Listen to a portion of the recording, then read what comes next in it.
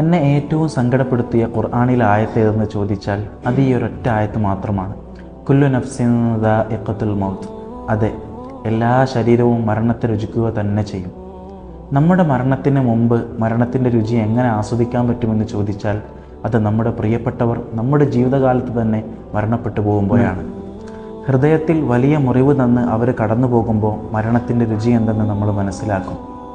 പ്രിയ സുഹൃത്ത്, നഈമിൻ്റെ വേർപാട് അത്തരത്തിൽ ഞാൻ അനുഭവിച്ച വല്ലാത്തൊരു മരണമായിരുന്നു.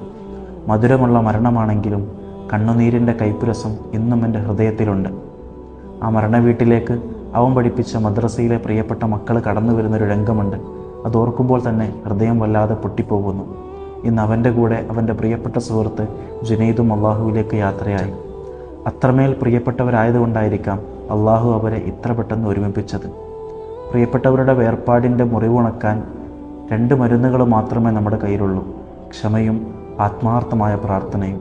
അള്ളാഹു അവർക്ക് 2 പേർക്കും ജന്നാത്തുൽ നഈമിൽ ഒരുമിച്ച് കൂടാൻ തൗഫീക്ക് നൽകി അനുഗ്രഹിക്കുമാറാവട്ടെ.